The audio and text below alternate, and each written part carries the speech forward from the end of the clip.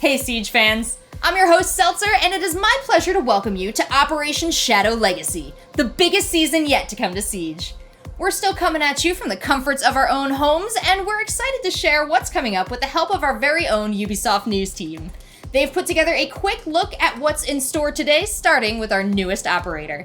Most of you know him as Sam Fisher, but at Siege, we like to call him Zero. You should know better than to write me off.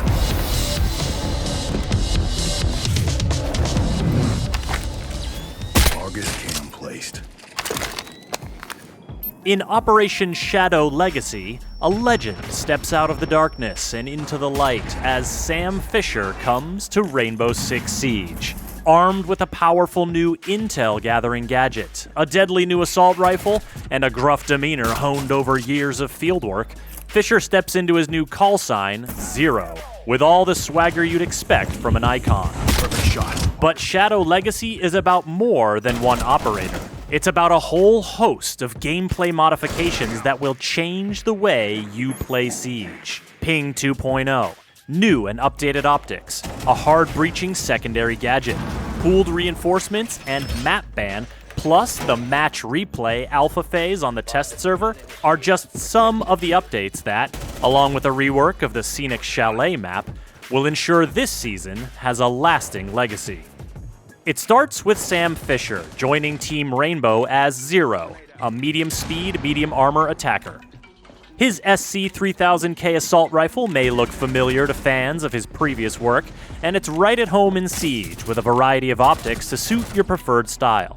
He can also rock the MP7, and he's got a 5.7 USG sidearm with an integrated suppressor in keeping with his signature stealthy style. Speaking of which, check out the laser sight on his Argus launcher. It doesn't just have the look, it also delivers the goods. Intel. Ready. Argus launched. Always one to use cameras to his advantage, Zero can fire his Argus projectiles into breakable and reinforced surfaces to burrow through and create camera vision on both sides of the barrier.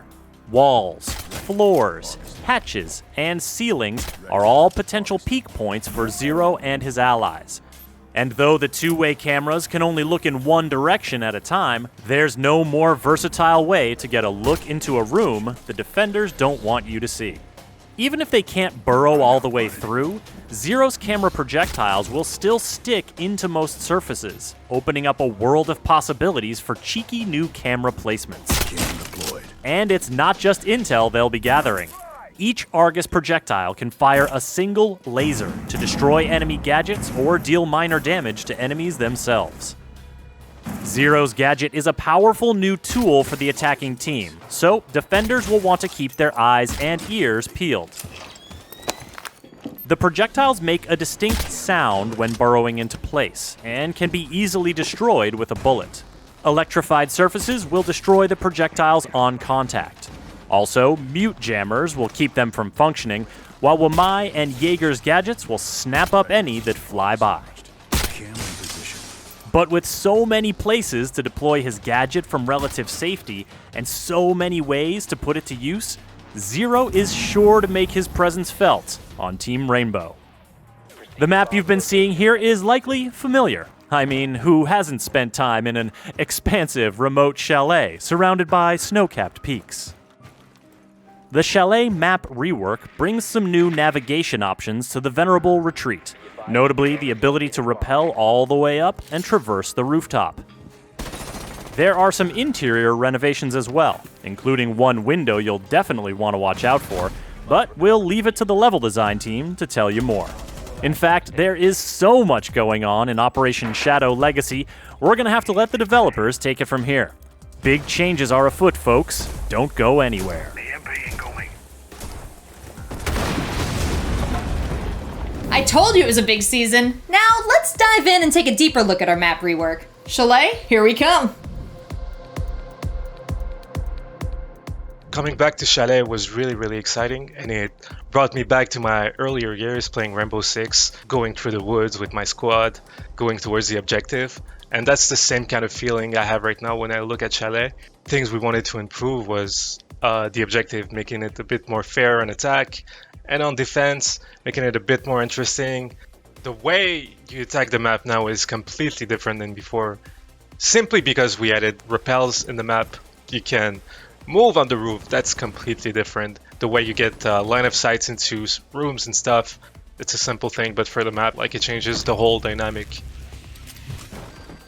The only big change, I guess, in objective location is that trophy is not an objective anymore. So now you have kitchen and dining instead of having trophy, because we added the new stairs in trophy. So the basement is pretty much all there. Only for one major difference, which is something new, is that we connected the hallway that people call blue. From the stairs you can go to the hallway and into cellars. Cellar, we made it a bit different to help a lot of the defenders. So the garage door is a really cool way to attack the objective, and we didn't really want to change it too much. The only thing we did is add a window right above the garage door, making it so defenders can peek through the window and put pressure, and it just makes it so the gameplay is a bit more interactive during this phase of the attack, instead of just being the attackers opening the wall and that's it. Operation Shadow Legacy marks the first time recruiting a known operator into Team Rainbow. Let's see what it takes to bring a legend like Sam Fisher into Siege.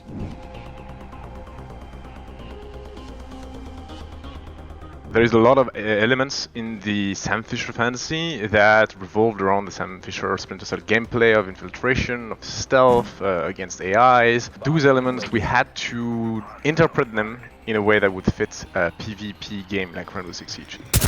We're bringing this camera intel aspect, the fact that Sam has more intel than his opponent, that he can outsmart them. So that was the first step, trying to get an intel tool on attack for Sam that would feel interesting.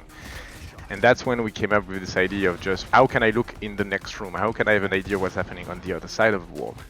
And that's where we came up with the idea of the camera drilling through the wall to give us information on the other side. When we started using that concept, which we felt was awesome and very natural in Siege, and as well also very Sam Fisher, we wanted to also have this gameplay that is so common to every iteration of Sam, where you are in those intel tools, but you don't just collect information, you also wait for the right time to act. And that's when we came up with the idea of this one laser shot that the camera has, because the fantasy of having a gadget embedded in the camera was strong, and also since the laser is visible and make noise, it is relevant for Zero to actually look at the defending team and maybe wait for them to be far away to use their gadget to not betray the location of your camera.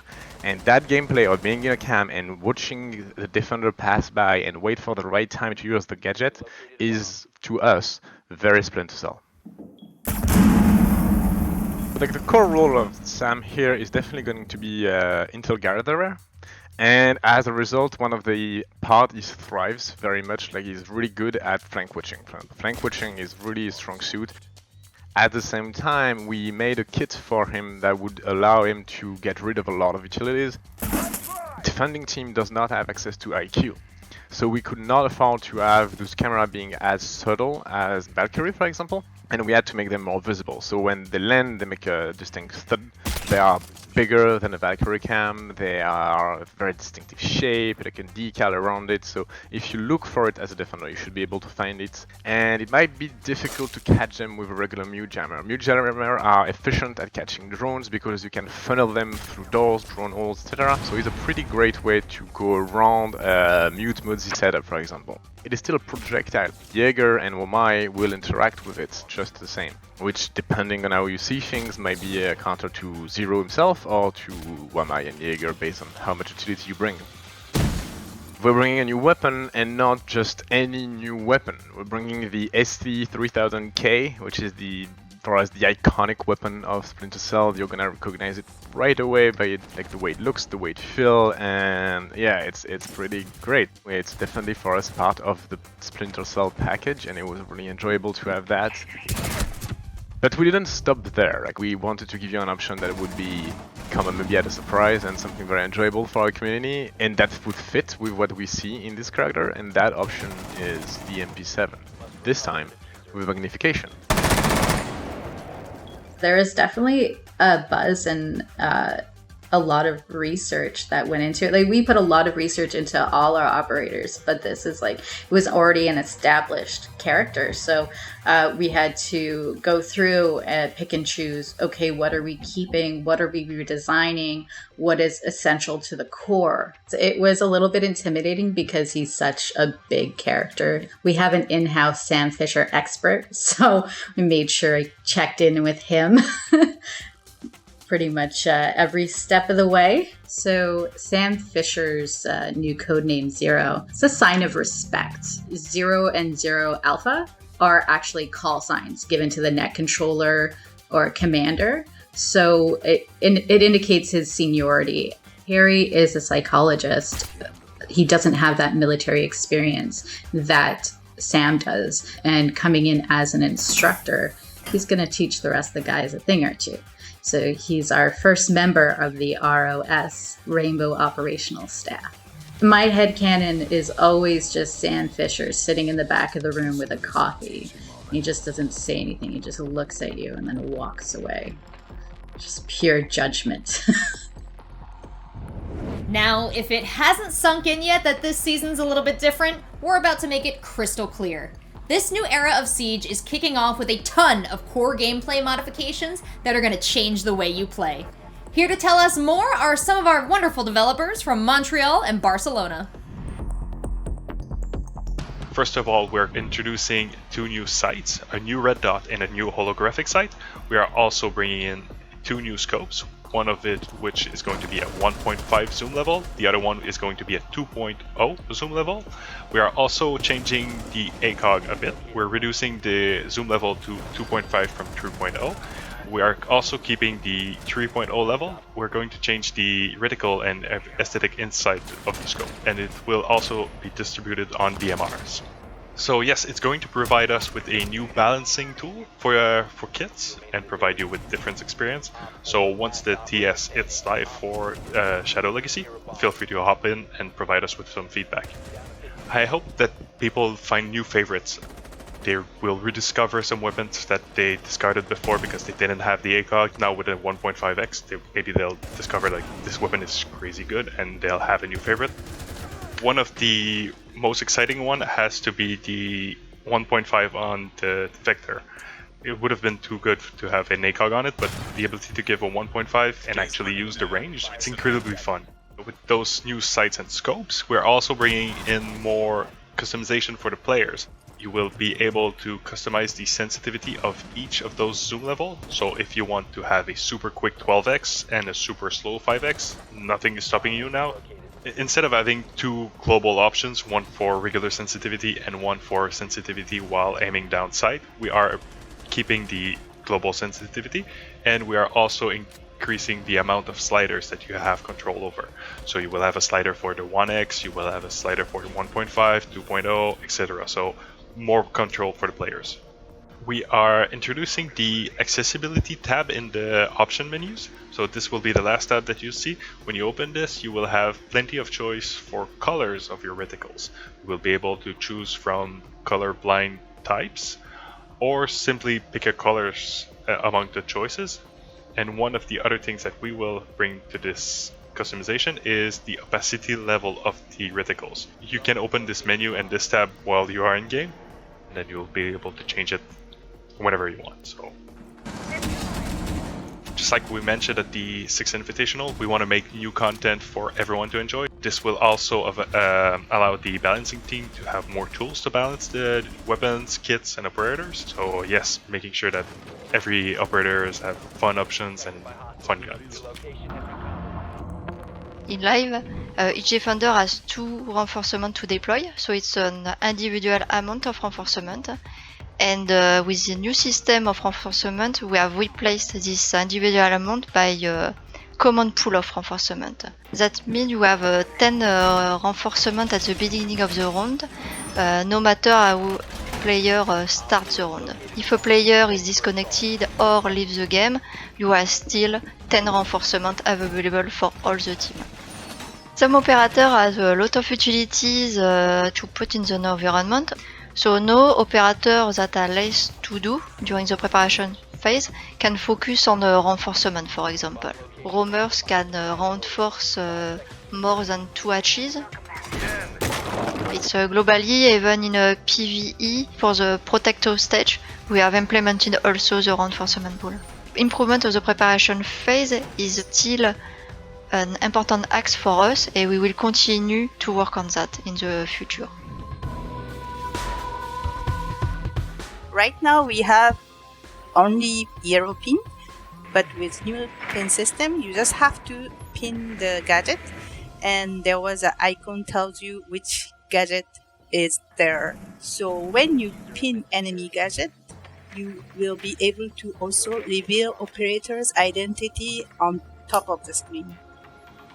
You can also pin your own gadgets. So this is useful for every level of the player, because let's say you pick the mute and you will be able to pin your own gadget to tell other players that I put mute gadget on this location. It's gonna be available on observation tool too. So you will be able to pin from camera and drone. We simply added number on hero pin assigned to each player. So it's gonna be 1 to 5. This will be decided at the beginning of a match, and you will keep until the end of the match.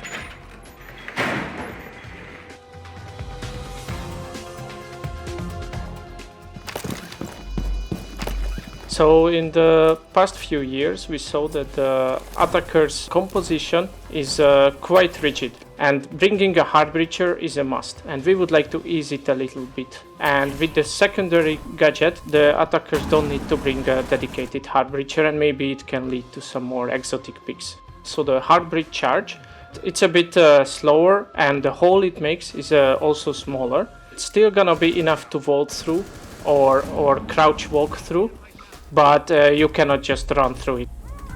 Deployment, it's gonna be automatically activated, so there is no remote triggering. At the same time, the fusing is quite long. We wanted to make it easier for the defenders to react to it. So either we can try to trick it, or we can try to run away if we want to. The Heartbreak Charge can be deployed on reinforced hatches as well, and this is gonna be very important. We would like to try to pre-reinforce the rooftop hatches, and this means that at the beginning of the round, all the rooftop hatches would be reinforced by default.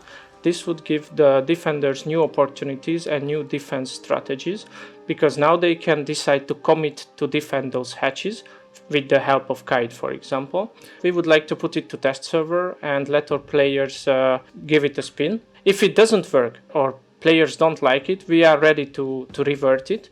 But if it works, then let's go. We will move forward with it. In Season 3, we are changing a little bit the behavior of the EMP grenade of Thatcher.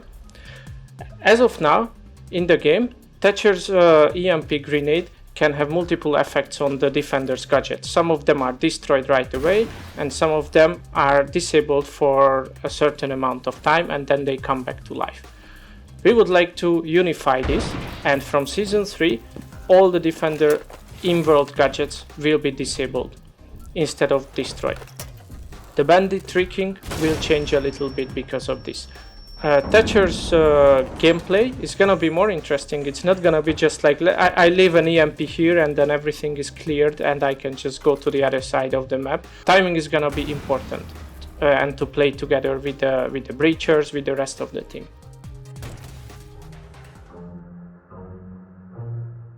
We would like to give the agency to the players to influence what maps they are playing or what maps they don't want to play. This will reduce the frustration of the player who doesn't want to play this certain map, and also can even lead to sometimes toxic behaviors of rage quitting. We will introduce first in the ranked and unranked playlists, and in the future we might add it to other playlists as well. There will be 3 maps generated randomly from the playlist map pool, and each team can vote to ban one of those. And at the end, what is not banned, they will play that one. Or in case there is both team is voting for one, map and there is 2 possibilities, then a random choice will be taken between the 2 maps. 2 long-awaited words are taking a step closer to reality this season: match replay. This new feature will be hitting the Shadow Legacy test servers in its alpha phase, and we're gonna need your help putting it through its paces. Here's a breakdown. I'm here to introduce Match Replay. I'm really excited to tell you that it will come for the first time on the test server with Season 3. Match Replay is a system that records your last played games. You will have the possibility to store up to 12 games that will be stored locally, and you will be able to find it in the new section of the game that will be called Watch. You just have to click on it and it will start automatically. You will start from the perspective of the spectator. So you will be able to see the map and the players from the top view. But I think even more interesting it will be that you will have access to each player view. Regardless if it was your teammate or if it was your enemy, you will be able to see all the points of view, which is pretty exciting, and can't wait to see the reaction of everyone. The challenge for us actually, and always has been, is to make sure that it's a very reliable system in terms of what you're actually doing in the game. It's actually replicated really accurate in the match replay also. Right now it's an alpha version. This is because we are aware there is still a lot of work to do, and you will see that by your own when you will test it on the test servers. Just go try it and see how it is, because I'm very sure you will get pretty excited as I am. You will be able to see everything that happened in the game, and we also need your feedback to see how we can improve this feature even better. Along with all the features coming to you in-game this season, we've got 2 features coming to you outside the game. You've told us how important it is to track your performance, and so we're going to launch a new personal stat tracker called My Siege Stats on Rainbow6.com. We've built this platform to be a meaningful tool to track your performance and help you become a better player. Simply enter your username and we'll give you a host of stats that you can use to analyze your matches and target areas of improvement. My Siege Stats will go live with the launch of Shadow Legacy, so hop in and check it out. We are also very excited to announce the release of Squad Finder, a brand new service to help Rainbow Six Siege players build the perfect team. Informed by your in-game data and playing habits, Squad Finder will help you find like-minded teammates and build the best squad in Siege. Squad Finder is already available on Rainbow6.com, so what are you waiting for? The more players who squad up, the better the experience will be. Now that we reached the end of the show, I hope you're as excited as we are for all the new content coming to Siege. The Shadow Legacy test server on PC goes live tomorrow, August 17th, and we've got a free week coming to Siege from August 27th to September 4th. So if you've got some friends who haven't had a chance to play yet, it's a great time to get them involved. Thanks so much for watching. Let's get back to the action.